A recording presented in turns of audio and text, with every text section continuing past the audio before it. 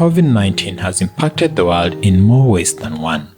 Not only has the virus become a global pandemic and a public health crisis, but has also affected the global economy to a large extent.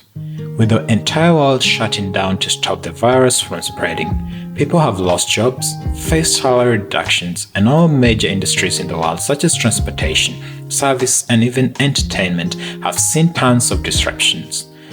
Even with vaccine rollout, the kind of impact that the pandemic has had on the economy for the past year has everyone unsure of what the future holds. In this video, we are going to take a look at exactly how long the financial impact of COVID-19 is going to last to see how we might recover from this global crisis.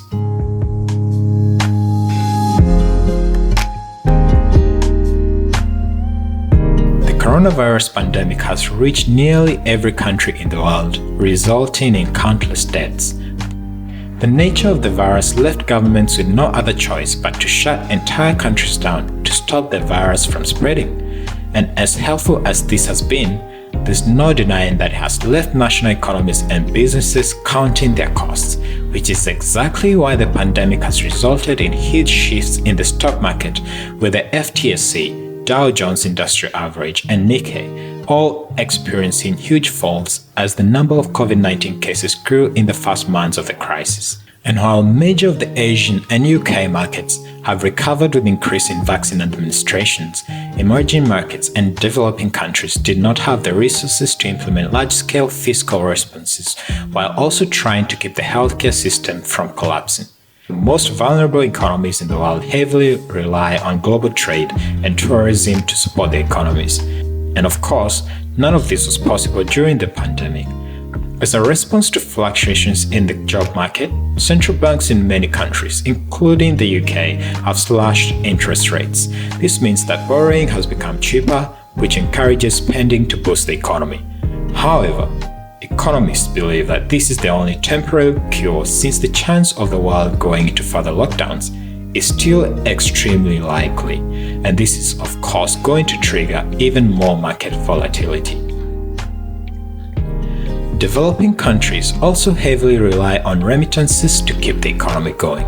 And for those who don't know, remittance is the money that migrants send back to their home countries. These funds play a huge role in eliminating poverty and enabling smaller countries to grow. But COVID-19 has resulted in a dramatic reversal, with the latest forecast finding that remittances will decline 14% by the end of 2021. Regions like Europe and Central Asia are expected to experience drops, and now, because of these declines, the number of international migrants is likely to fall. This is one of the major reasons why COVID-19 continues to overshadow all other risks to domestic growth. The pandemic is currently cited as a risk by 48% of all respondents, while the second common risk, unemployment, is cited by only 17%. Global financial markets have been heavily impacted by the effects of COVID-19 spread. As the number of cases started to increase globally, mainly through the US, Italy, Spain, Germany, France, Iran, and South Korea, the world financial and oil markets significantly declined. The present year is also expected to be a little hard on people who are looking for jobs. With so many layoffs and businesses going bankrupt, unemployment rates have already increased across several economies. The COVID-19 pandemic has caused direct impacts on people's incomes because of reasons like premature deaths, workplace absenteeism, and reduction in productivity. This has created a negative supply shock, with manufacturing productive activity slowing down due to global supply chain disruptions and closures of factories. For example, in China, the production index in February declined by more than 54% from the preceding month's value. In fact, in the United States, the proportion of people out of work hit a yearly total of 8.9%, according to the International Monetary Fund, which has signaled an end of decades of job expansions, which of course means that unemployment rates will soon be on an even higher rise, with parts of the economy such as tourism, service, and hospitality coming to a sudden halt. People have either been left jobless, or in developing countries, they have been put on government-supported job retention schemes. But even then, the number of employment opportunities worldwide have been decreasing, and even countries like the UK, Spain, and France are lagging in terms of job vacancies. Things have actually gotten to a point where experts believe that it might take us decades to go back to the levels of employment that we were experiencing before the pandemic.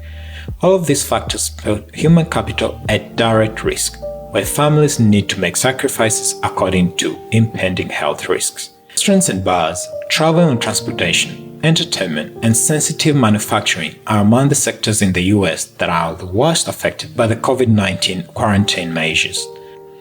This has deeply impacted businesses and jobs all over the world, especially startups and small and business enterprises have had to work through this extreme financial strain to retain their workforce and profits. However, as we move ahead, tons of companies have adapted to digital technologies to overcome the crisis, which has led economists to believe that the shape of the economy might start to improve with more and more workplaces shifting to the online world.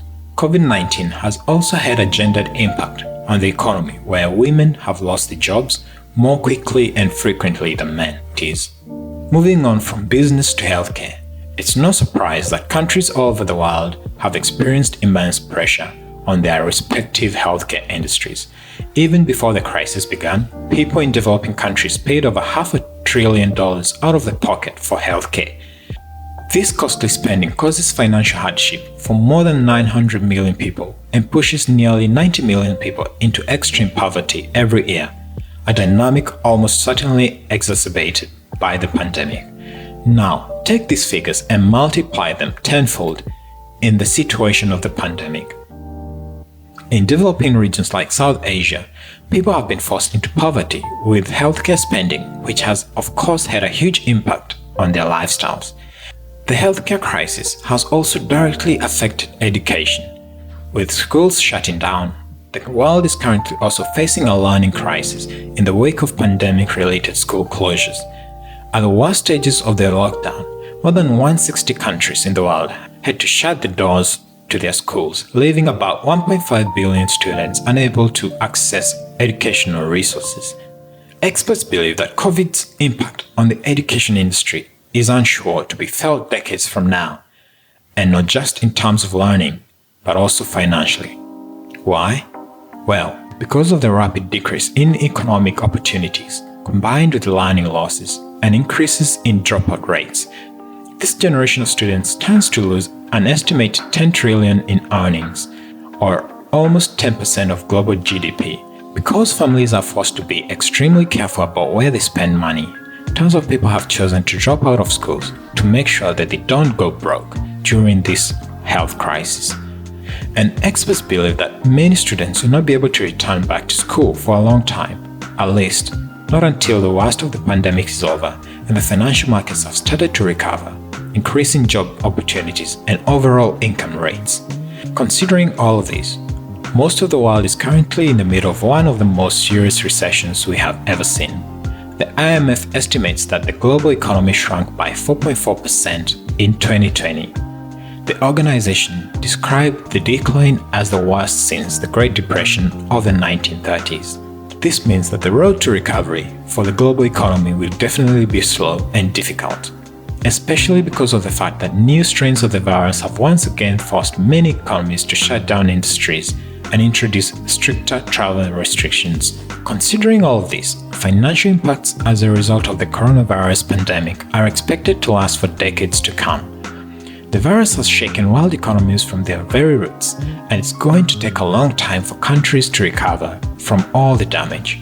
So, the question that remains is, what will the financial world look like once COVID is gone? Will everything go back to normal? Or will we have to keep adjusting to new normal? Experts in the economic sector have weighed in with their opinions and claim that the virus is so unfamiliar, and it's hard to predict the kinds of policies that need to be implemented as a response to this economic catastrophe. This virus has brought economic inequalities to the forefront like nothing else. But at the same time, experts believe that this is the time for the digital economy to take over. Maybe in the next few years, the world will see a huge shift towards technological advances to sustain the economy, which is why, to make sure that the global financial system doesn't collapse, Economists are now placing an emphasis on working towards full employment and a completely new social contract. Public investment in the care economy, education, and low-carbon infrastructure is the only way to form the backbone of stimulus that reduces inequality.